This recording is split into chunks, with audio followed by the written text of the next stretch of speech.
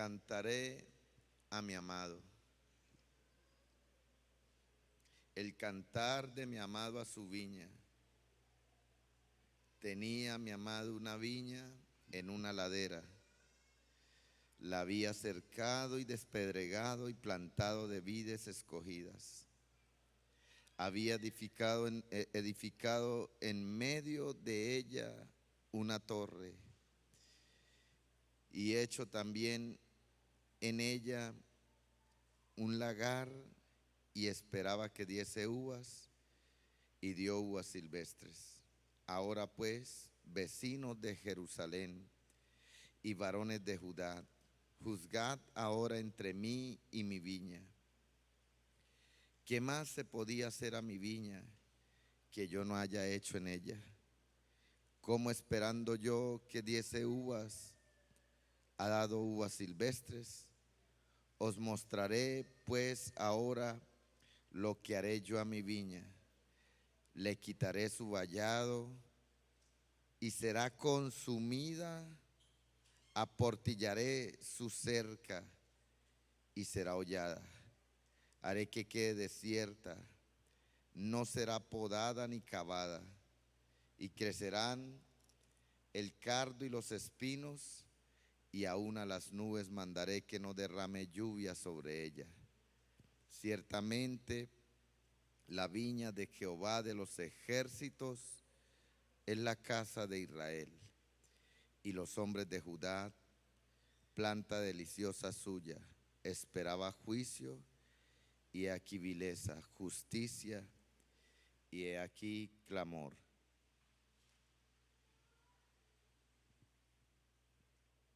Nosotros la semana pasada hablábamos de esta poesía, de esta canción, que el profeta la está recitando, la está exclamando y la está declarando en medio de una fiesta, la fiesta de los tabernáculos, una fiesta de gozo, de alegría, de esperanza, pero de pronto se dan cuenta que esta poesía y que este canto está hablando de ellos, de la misma nación, del mismo pueblo, de la misma gente. Y lo que Dios les está diciendo a través del profeta es que Él los amaba, que Él los escogió, que Él los cuidó, que Él los guardó, que Él los protegió, que Él les hizo un vallado, les hizo una cerca, que Él los puso en el mejor lugar, en la mejor tierra, que Él hizo una torre, que hizo un lagar, porque esperaba las mejores uvas. Pero se encontró que dieron uvas silvestres. Se parecen a las uvas, se ven como las uvas, hablan como las uvas, se visten como las uvas, pero son amargas, son rancias, no sirven para nada, hacen daño. Juzguen ustedes, ¿qué más haré a mi viña que yo ya no haya hecho? ¿Qué más quiere que les dé? Los puse en el mejor lugar, los puse en la mejor tierra, les di lluvia a su tiempo, los cuidé, los protegí. Cuando los invasores enemigos venían a hacer daño, yo les levantaba jueces para que los cuidaran y los protegieran. Les puse profetas para que les diera palabra. Les di la dirección, les di el mensaje correcto. Los hice que fueran la niña de mis ojos, el especial tesoro, el mejor pueblo sobre todas las naciones. Lo único que yo estaba esperando es que den frutos, pero me encuentro que los frutos que están dando no son los frutos dignos de Él. Así que esta es la historia de Israel, esta es la historia de esta nación. Pero Jesús, cuando aparece en escena, Él trae a colación esta misma historia, cambiando los personajes. Y Él habla de la viña. Y Él habla de todo esto que está aconteciendo. Había un hombre, un amo de casa, que plantó una viña y la rodeó de una cerca y cavó en ella un lagar. Erigió una torre y arrendó a los cultivadores y viajó al extranjero. Cuando él vino a ver el fruto, la cosecha, el producto, se encontró con que mataron a los siervos, a los consiervos, y después mataron a su hijo. Así que desgraciadamente los cultivadores traicionaron al dueño de la viña y mataron a su hijo. La historia y la parábola está en Mateo capítulo 21. Así que Jesús pasó entonces a mostrar que esta parábola de la que está hablando Isaías y que él recita, no simplemente se trata de Israel como nación, sino que se trata también de nosotros como iglesia. Dice el versículo 43 de Mateo 21: por tanto digo que el reino de Dios será quitado de vosotros y será dado a gente que produzca los frutos de él.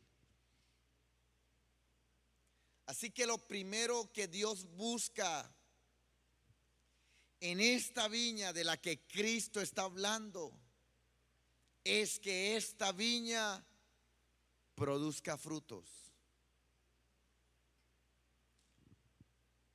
Dé frutos y que estos frutos sean dignos de Él, que sean frutos como los de Él.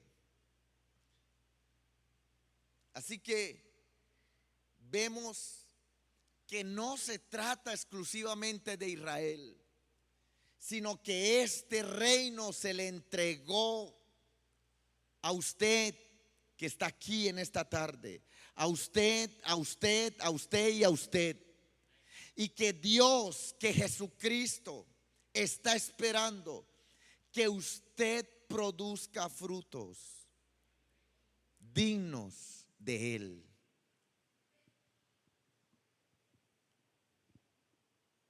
¿Qué más quiere que yo haga con esta viña?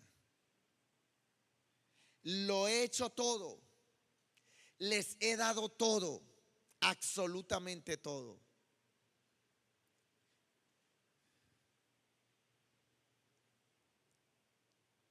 ¿Sabe que Dios a nosotros, a la iglesia, nos colocó en el terreno perfecto, en el terreno idóneo, en el terreno correcto, en el terreno ideal, en el terreno de Dios? Por lo tanto, Dios está esperando que usted y yo demos frutos. Dios ha escogido para nosotros el medio ambiente perfecto para dar frutos. Pero si yo no estoy en el lugar correcto, ciertamente no voy a dar los frutos correctos.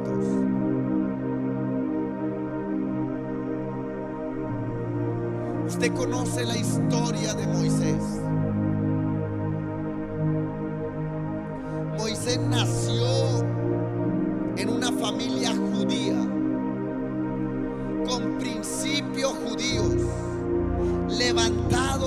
palabra, por la enseñanza, por la Torá.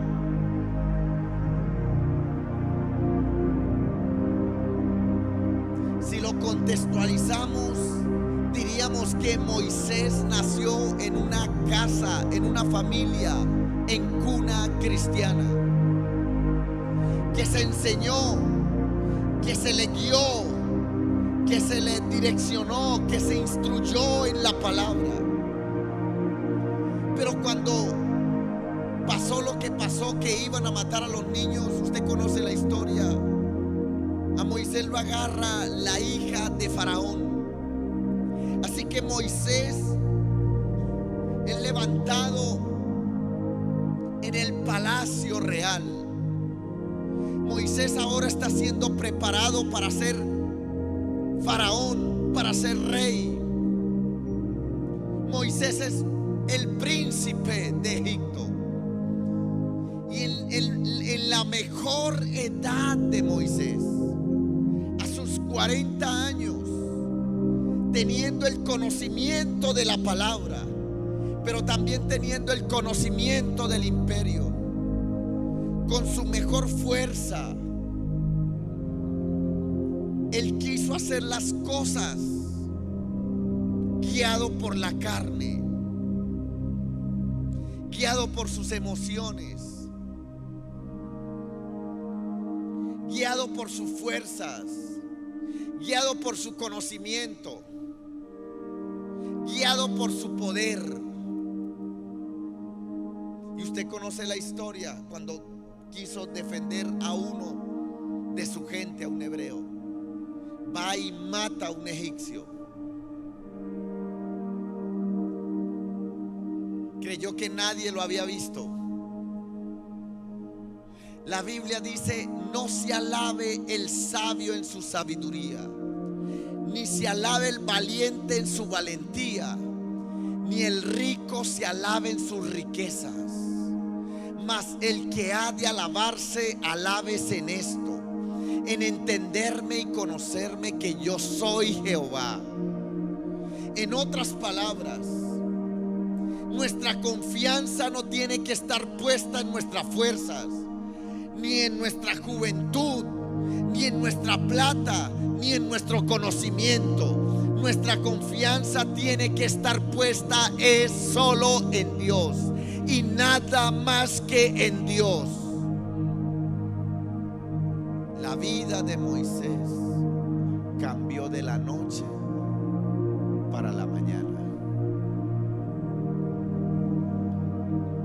Yo decía esta mañana, recordando lo que pasó en nosotros hace 6 años, cómo la vida nos cambió de un minuto para otro. Ni siquiera fue de la noche para la mañana, de un minuto para otro. Yo estaba tranquilo, muy tranquilo. De hecho, haciendo planes para los años por venir,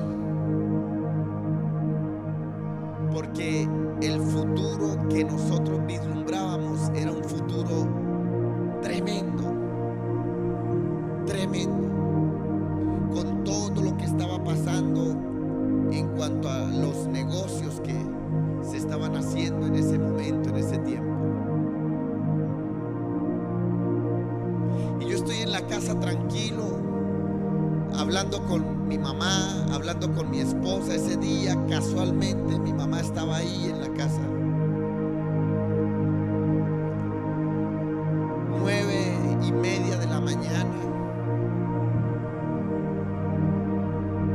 Y de pronto entra una llamada de un teléfono, de un número desconocido. Decía yo esta mañana que cuando me entra una llamada de número desconocido, desde hace 6 años para acá, me quedó como ese trauma ahí. El corazón comienza a latir rapidito, parece que se me fuera a salir. Y de pronto agarro el celular y contesto, y la persona que está al otro lado del celular me dice: ¿usted es el señor Alexander Contreras? Y yo le digo: sí, ¿qué necesita? Es que a su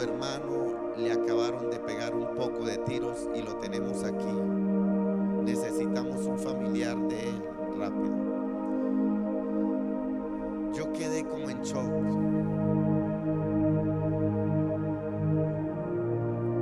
No supe qué hacer. Quedé frío, sentí que me iba a morir. Porque con mi hermano nosotros hemos sido desde chiquiticos.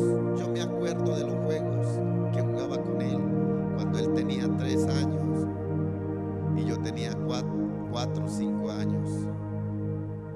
Cómo jugábamos los dos desde niños y llegamos a viejos y seguimos siendo iguales. Y eso para mí fue traumático, terrible, terrible. Agarramos el carro, nos fuimos corriendo hasta las urgencias del hospital. Y cuando yo llegué, a él no lo habían traído todavía de donde le hicieron el atentado. De pronto llegó la ambulancia y cuando yo lo veo, le habían pegado 14 tiros en todo su cuerpo. Lo habían vuelto un colador completo. La sangre salía por todos lados.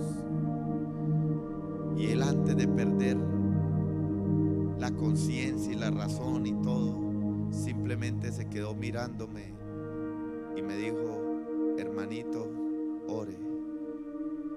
Y listo. Esto, hermanos, le cambia la vida a cualquiera de un minuto para otro.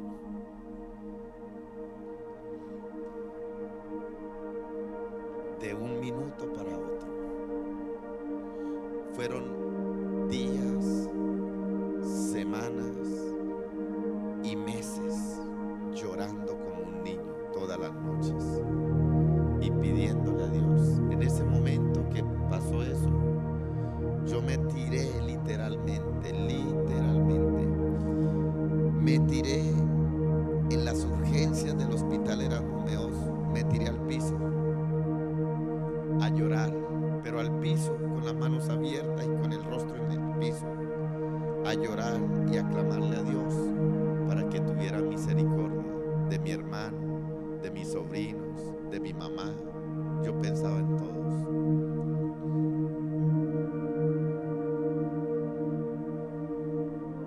¿Por qué les digo esto? Porque lamentablemente el ser humano necesita ser probado, necesita el dolor para acercarse a Dios.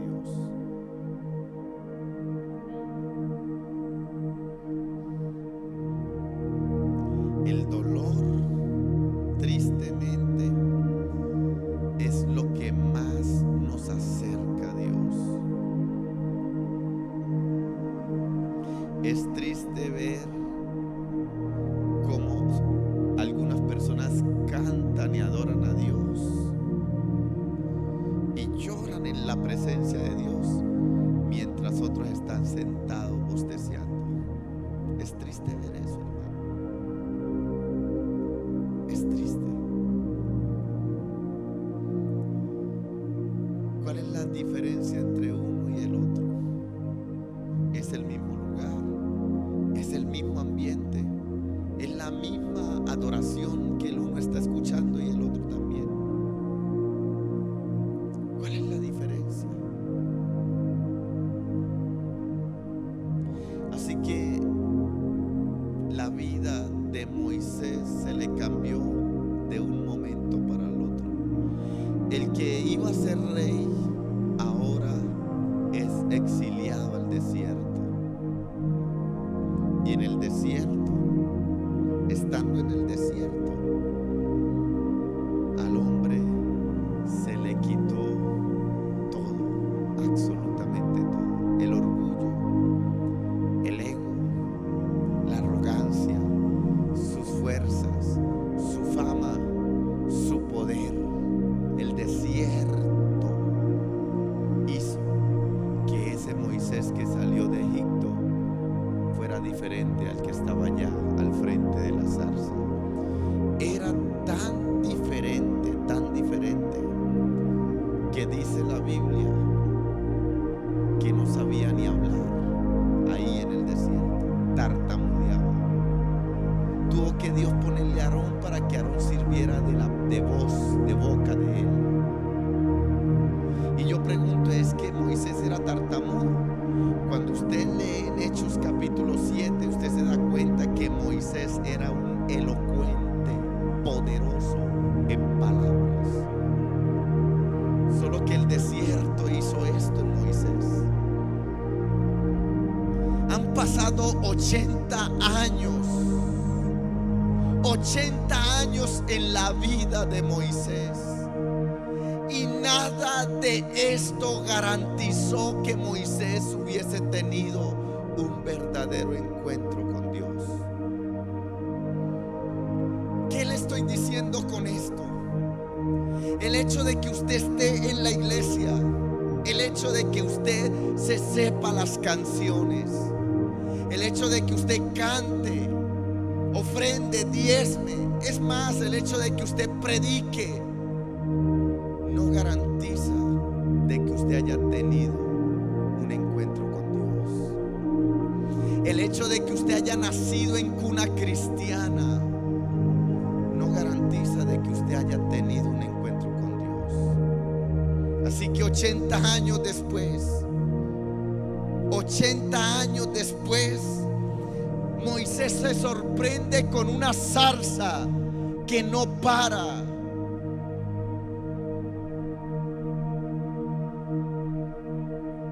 De apagarse, que sigue ahí encendida, prendida.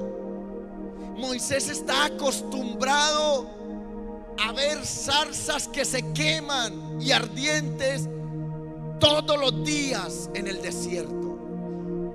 Pero esta zarza le llamó la atención a Moisés. ¿Por qué no se consume? Así que cuando Moisés se acerca a este lugar, lo primero que hace Dios con Moisés es hablar con él. Yo le pregunto, antes de esto había habido una conversación de Dios con Moisés, 80 años. Es la primera vez que vemos que Moisés tiene una conversación con Dios y Dios con Moisés. ¿De qué nos habla esto? De que es un verdadero encuentro con Dios. Yo le pregunto, ¿Dios ha hablado con usted?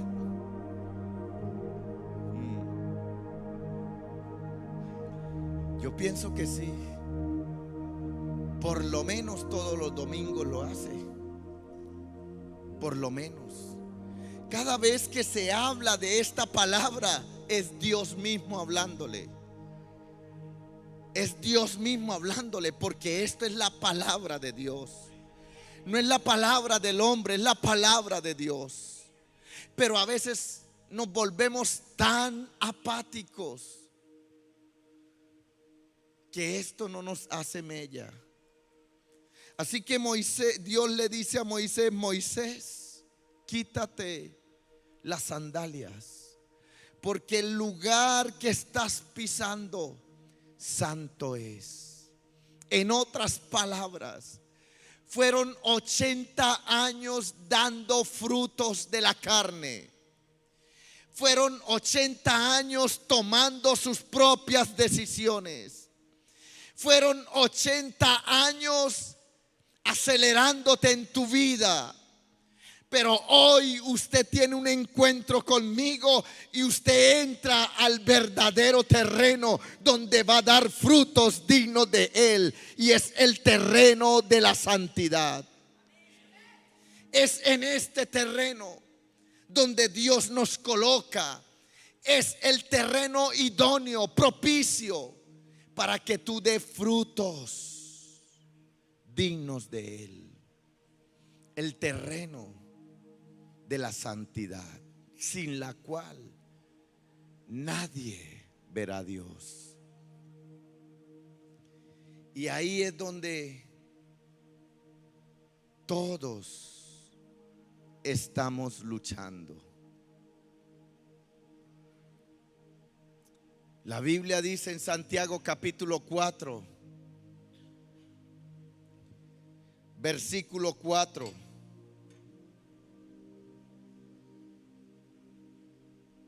oh almas adúlteras,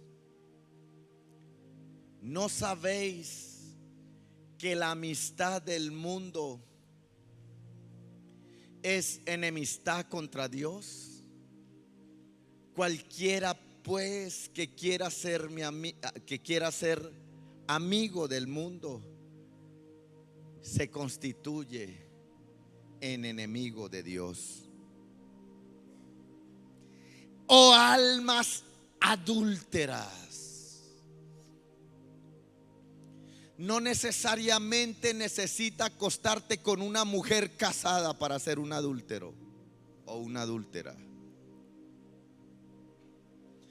El hecho de que usted ame al mundo ya se vuelve en un adúltero. El hecho de que usted participe de las obras del mundo.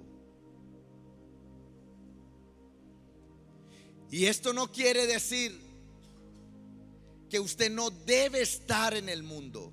No, usted está en este mundo con un propósito y para un propósito.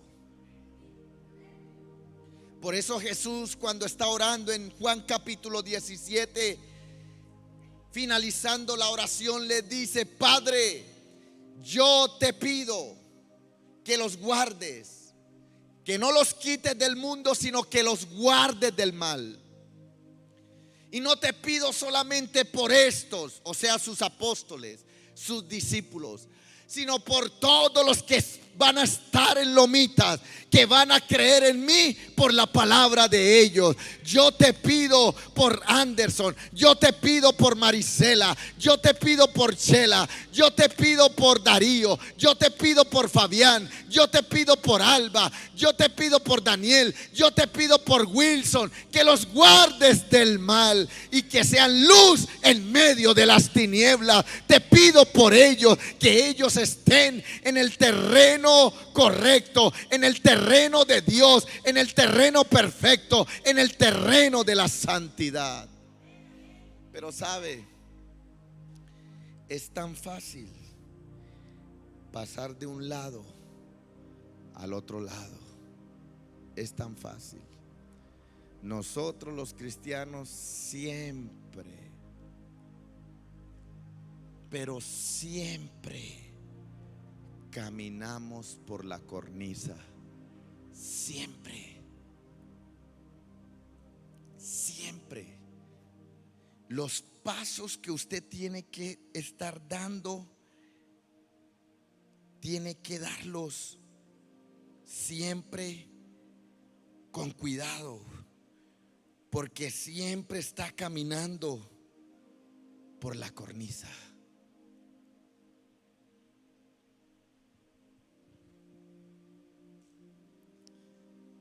Yo pregunto, ¿cuál es el terreno en el que tú estás?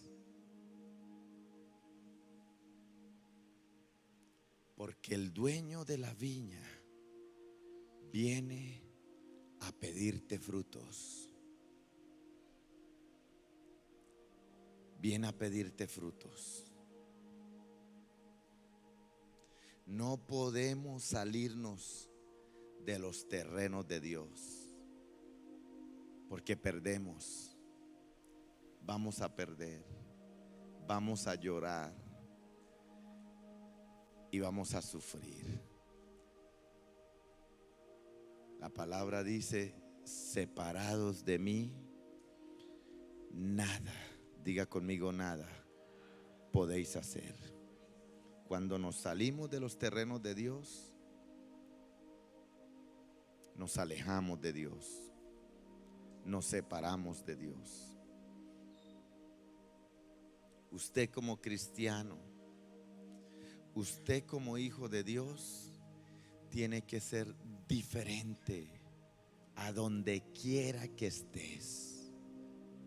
No importa el lugar donde tú estés, sea en la playa, sea en el shopping, sea en la iglesia, sea en el trabajo, sea en la universidad, alguien tiene que ver que usted alumbra, que usted es diferente.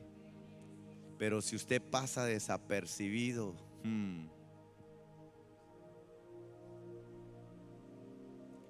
es porque usted está pisando otros terrenos. Otros terrenos. ¿Qué fue lo segundo que hizo Dios después de que los colocó en el terreno? Los cercó. Diga conmigo, los cercó.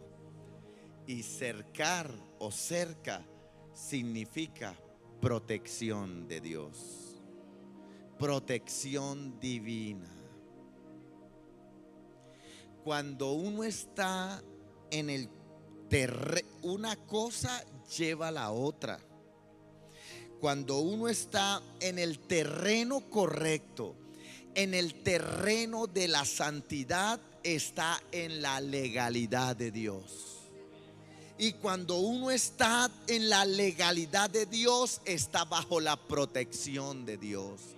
Y cuando uno está bajo la protección de Dios, aunque el diablo se pare en la cabeza, el diablo no te puede hacer daño, no te puede tocar, no te puede dañar, porque tú estás cercado por Dios, porque Dios te está cuidando, porque Dios te está protegiendo, porque Dios te está acercando. Así que Dios lo primero que hace es cercarnos para que el enemigo no nos pueda tocar. Cuando entramos en sus terrenos, mientras estemos en los terrenos de Dios, para el diablo es imposible dañarnos.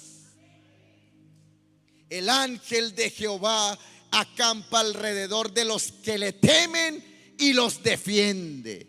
Con sus plumas te cubrirá y debajo de tus alas estarás seguro. Escudo y adarga es su verdad. Zacarías 2:5 dice: y seré para ella, dice Jehová, muro de fuego en derredor, para gloria estaré en medio de ella. A Israel nadie lo podía tocar. Ganaba las batallas porque estaba protegido. Y sabe, estaba protegido porque habían hombres y mujeres que buscaban de Dios. Mientras Israel fue gobernada por un hombre que tenía el corazón conforme al corazón de Dios, Israel se convirtió en la potencia dominante de todo el mundo conocido. Nadie lo podía vencer, nadie lo podía derrotar. De hecho, cuando David muere, toma su lugar Salomón, su hijo, y el reinado de Salomón fue próspero, fue bendecido, fue en completa paz. Las gentes, las naciones, los reyes visitaban a Salomón, y todos los que le visitaban le llevaban oro, plata, riqueza, porque querían ver la gloria de aquella nación, la gloria de aquel reino. ¿Sabe por qué? Porque estaba protegido por Dios. Pero escúcheme, este reino se le ha entregado a otros. Diga conmigo: a mí, pastor, porque ese reino se le ha entregado a ti.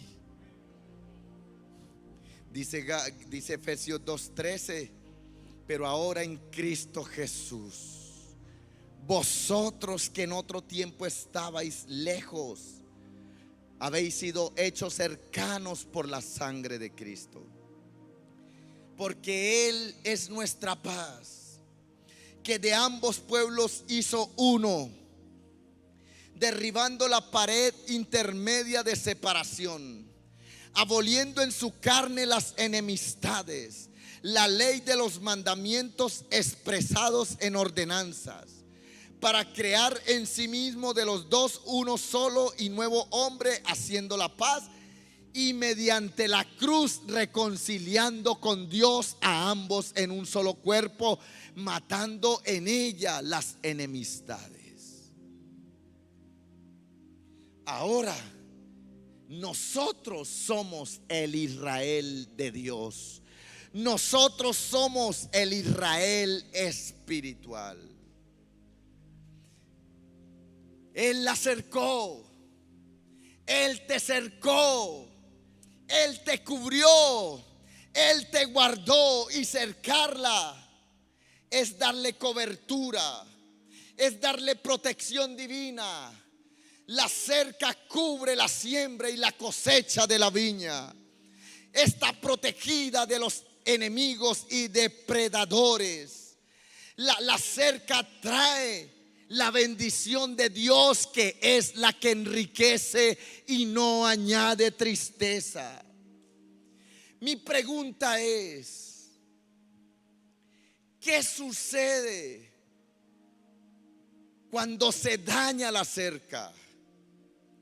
¿Qué sucede cuando se pierde la cerca?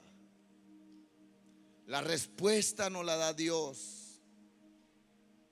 En el Salmo 80, versículo 8.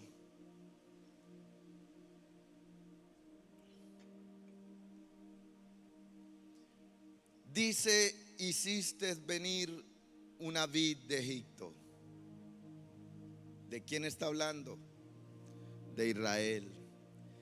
Echaste las naciones y la plantaste. Limpiaste sitio delante de ella, e hiciste arraigar sus raíces, y llenó la tierra. Los montes fueron cubiertos de su sombra, y con sus sarmientos los cedros de Dios. Extendió sus vástagos hasta el mar, y hasta el río sus renuevos. ¿Por qué aportillaste sus vallados? En otras palabras, ¿por qué dañaste la cerca? ¿Por qué rompiste la cerca? Y la vendimia todos los que pasan por el camino. La destroza el puerco montés, y la bestia del campo la devora. ¿Por qué echaste a perder la cerca? ¿Por qué dañaste la cerca? ¿Por qué abriste una puerta en esa cerca? ¿Sabe que mientras usted y yo estemos cercados, el diablo no nos puede dañar? El problema es cuando se abren puertas. El problema es cuando se daña la cerca. El problema es cuando se destruye la cerca.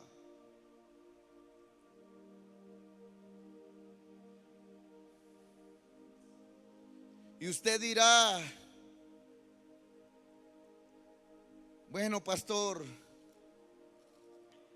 gloria a Dios, yo estoy bien cercadito, trancado y con la llave perdida, para que el diablo no la encuentre. Porque yo no robo, porque yo no mato, porque yo no adultero, porque yo no fornico, porque yo no soy mentiroso, porque yo no soy tramposo.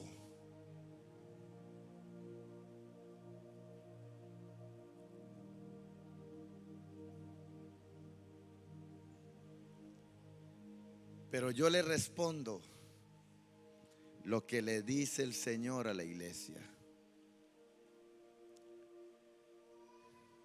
Porque no solamente esas cosas es abrir puertas.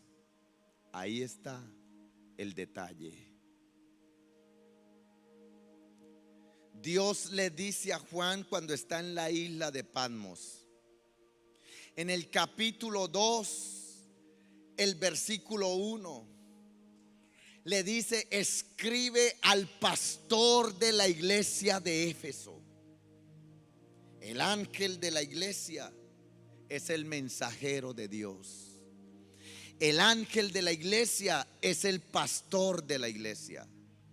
La iglesia de Éfeso es la iglesia más poderosa de todo el Asia Menor.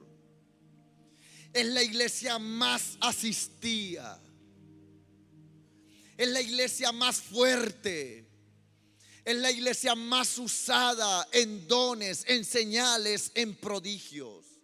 Es la iglesia más madura espiritualmente hablando. Es la iglesia donde se congregan apóstoles. Son miles y miles de personas que se congregan en esta iglesia. Es una iglesia que ante los ojos de Dios hay un avivamiento, porque para los hombres cantidad y números es igual a avivamiento para los hombres, pero para Dios no.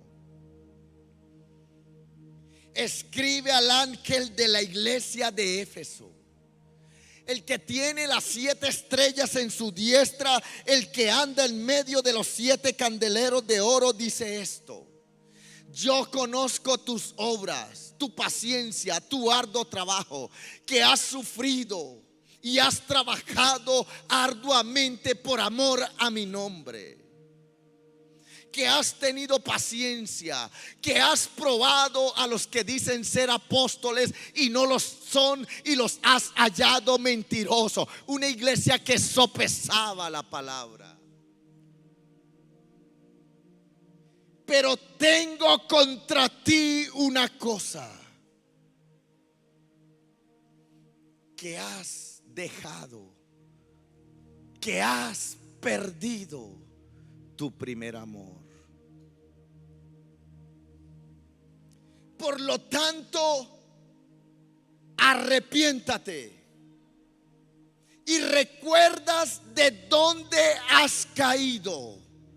Levántate y comienza a hacer las primeras obras, esas que hacía cuando estabas enamorado de Dios, cuando llorabas, cuando cantabas, cuando servía por pasión, por amor, cuando el culto no era una carga, cuando el servir no era una carga, cuando el congregarse no era una carga. Recuerda esos tiempos de enamorado de mí.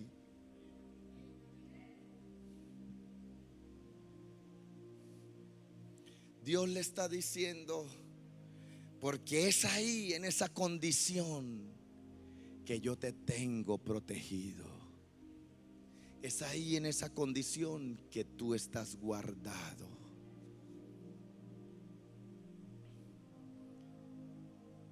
Así que, si usted nota ahí el detalle, no es adulterio, no es fornicación, no es robo, no es mentira. El detalle ahí es enfriamiento espiritual, apatía espiritual.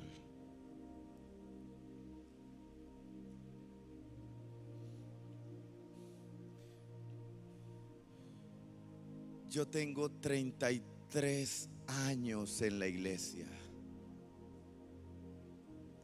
33 años, Freddy.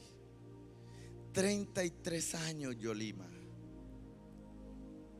Liliana, tengo 33 años de estar cada vez más enamorado de Dios. Nunca se me ha pasado ese primer amor. Me acuerdo como si fuera ayer tarde cuando llegaba a mis cultos allá en el barrio Belén. Y me arrodillaba antes de empezar el culto y comenzaba a cantar en medio de la alabanza y la adoración y a llorar como niño.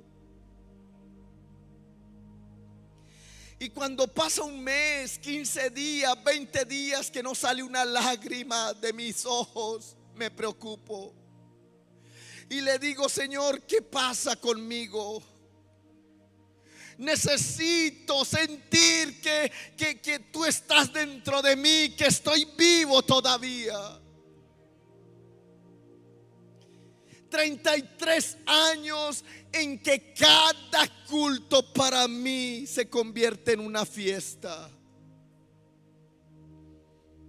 33 años en que cada vez que le comparto a una persona de Cristo, me siento como el más campeón de la tierra. Pero tengo contra ti una cosa: que has dejado tu primer amor.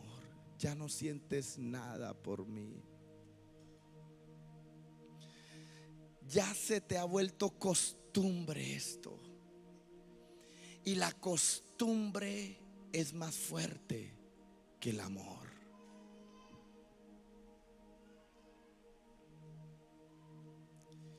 Si este es tu caso, si esta es tu condición, abriste una puerta. Si esta es tu condición, dañaste la cerca. Por eso el texto dice: mira por tanto de dónde has caído.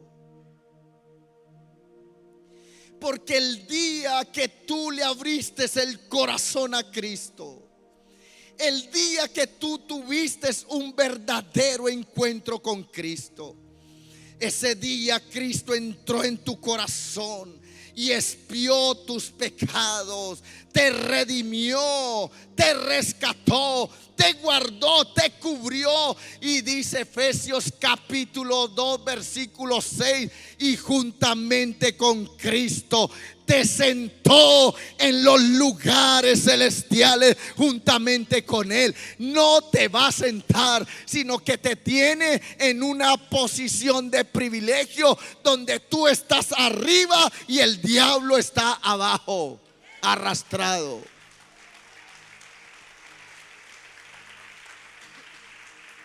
Por eso, esto es algo espiritual, hermano. El diablo anda como león rugiente, buscando a quien devorar. Y él solo puede matar, dañar y destruir aquello que está al mismo nivel de él. Mira de dónde has caído, porque cuando cae de esos lugares te posicionas al nivel del diablo. Y cuando estás posicionado en el nivel del diablo, entonces eres presa fácil de Satanás. Dice: viene el puerco, dice, y la destroza. Viene la bestia del campo y la devora, la daña. Si le hacemos una aplicación al puerco que está en el lodo, que está en la mugre, que está en la porquería, y a la bestia del campo, ¿de quién estamos hablando ahí? Del mismo diablo. Viene el diablo y acaba con la viña.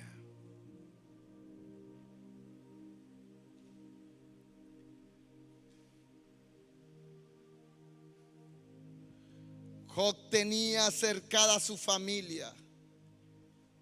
Job tenía cercado todo lo que tenía.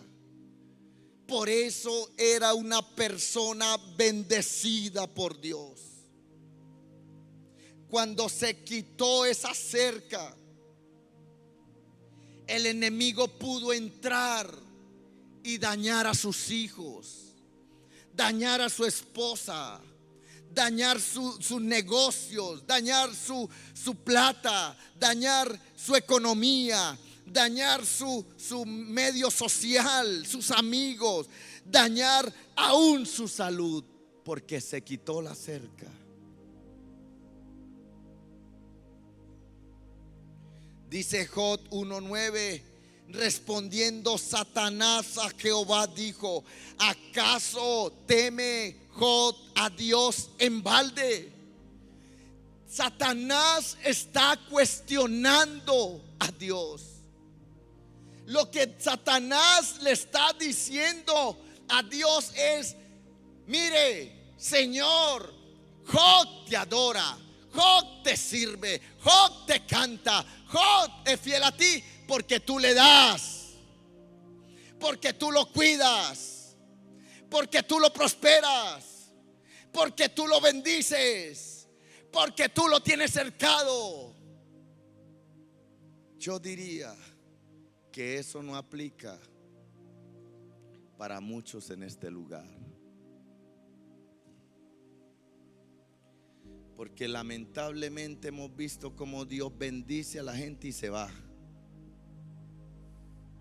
Lamentablemente hemos visto cómo Dios bendice a la gente y se vuelven apáticos, ya no necesitan.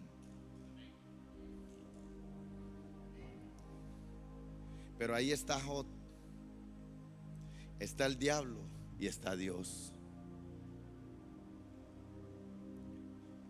No le ha acercado alrededor a él, a su casa, a sus hijos, a todo lo que él tiene, al trabajo de sus manos. Ha dado bendición, por tanto sus bienes han aumentado sobre toda la tierra.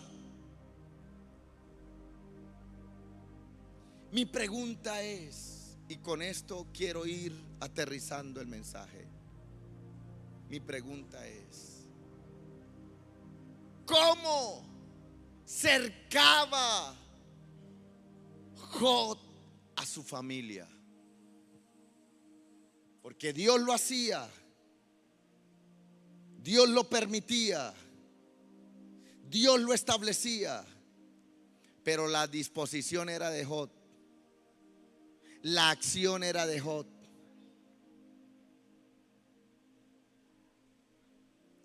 Dice la Biblia en el versículo 1 de Job: hubo en tierra de Uz un varón llamado Job, y era este hombre perfecto. Diga conmigo perfecto. Recto, diga conmigo recto. Temeroso de Dios, vamos, diga conmigo temeroso de Dios y apartado del mal. Eso se llama legalidad en Dios. ¿Cómo era? Perfecto, temeroso de Dios, apartado del mal y recto. Búsqueme otra persona en toda la Biblia, desde Génesis hasta Apocalipsis, que tenga estas 4 cualidades y virtudes. Meta a Abraham, meta a Isaac, meta a David, meta a Salomón, meta al que quiera meter, búsquemelo. Aparte de Jesús, búsquemelo. Solo Job. Yo pregunto, ¿Job era perfecto? No. ¿Qué era lo que hacía Job perfecto? Temeroso de Dios, recto y apartado del mal. Lo que él hacía. ¿Y qué es lo que él hacía? Versículo 5. Y acontecía que, habiendo pasado en turno los días del convite, Job enviaba y los santificaba. ¿A quién santificaba? A sus hijos, a su casa, a su familia. Y se levantaba de mañana y ofrecía holocaustos conforme al número de todos ellos. Porque decía Job: quizás habrán pecado mis hijos y habrán blasfemado contra Dios en sus corazones. De esta manera hacía Job todos los días.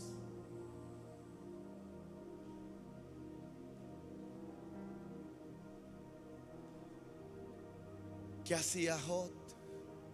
Oraba por sus hijos. Job juzgaba a sus hijos. Job los señalaba. Job les caía encima. Job los apuntaba con el dedo acusador.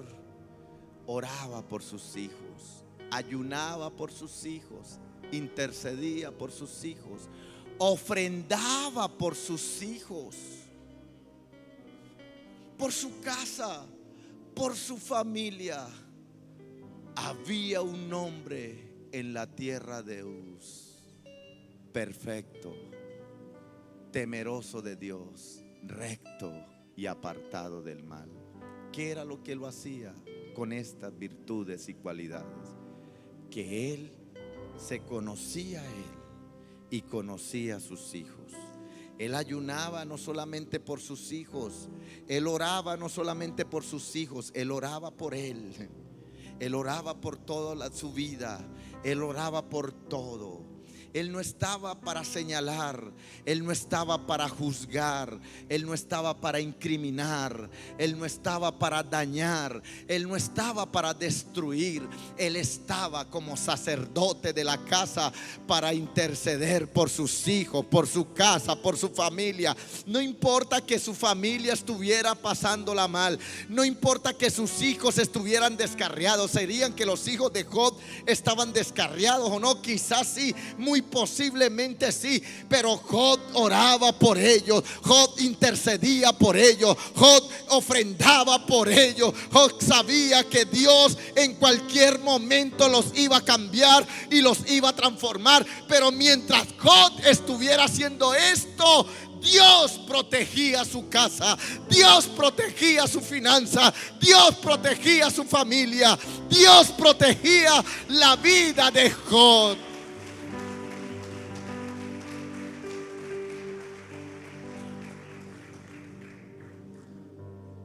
Siempre lo he dicho, cuando Israel salió de Egipto, habían 2 millones de gentes ahí, 2 millones de personas, israelitas. Estoy hablando de los israelitas. 2.700.000 hombres, sin contar mujeres y niños, y casi siempre son más mujeres y niños que los hombres adultos. Pregunto, o sea, 2 millones es el doble de Cúcuta. Pregunto, en ese lugar, en la tierra de Gosén, donde estaba Israel, en Egipto, en esas 2 millones de personas, en esas 700.000 familias, no habían marihuaneros,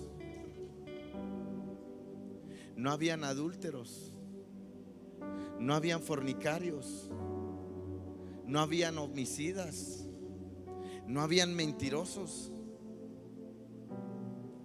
Y Dios le dijo a Moisés: los voy a cubrir a todos, los voy a proteger a todos, los voy a guardar a todos. Dios no le dijo a Moisés: mire, la familia que tiene marihuaneros lo saca a un lado, la familia que tiene adúlteros me lo saca a un lado, la familia que tiene sicarios me lo saca a un lado, porque a eso no los voy a proteger. ¿Dios les dijo eso? No. Los voy a guardar, los voy a proteger. Coloquen la sangre en los dinteles, la sangre en las puertas, porque el ángel de la muerte va a pasar y no va a tocar su casa.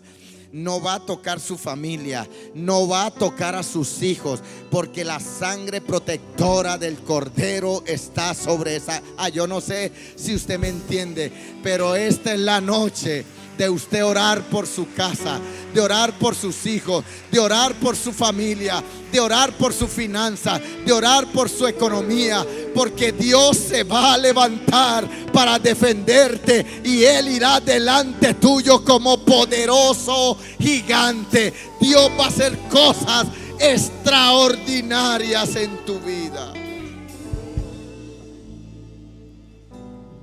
Así que haz un cerco de protección en tu casa, en tu familia, en tus finanzas.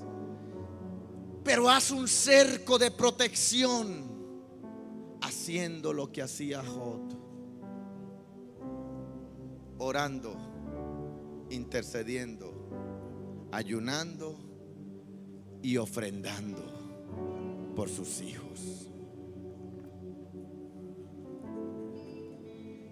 Y si tú has abierto las puertas, si el caso es contigo que estás pasando por una racha espiritual de apatía, de enfriamiento, entonces es el tiempo de levantarte. Porque si no te levantas y no cierras estas puertas, el diablo te va a dañar, te va a destruir, te va a dañar tu casa, te va a dañar tu familia, te va a dañar tu economía. Así que en esta noche levántate y comienza a cantarle a Él, comienza a adorarle a Él, comienza a decirle: basta ya con esta apatía, basta ya con este enfriamiento, basta ya con esta pereza espiritual, basta ya con esta actitud, basta ya con esta costumbre. Quiero enamorarme de ti, Señor. Quiero enamorarme de ti. Yo cubro mi casa, yo cubro mi familia, yo cubro mi economía, yo cubro toda la obra de mis manos con tu sangre preciosa. Vamos, levántese, levante sus manos y adórele, adórele por un momento. Aleluya, te adoramos, te adoramos.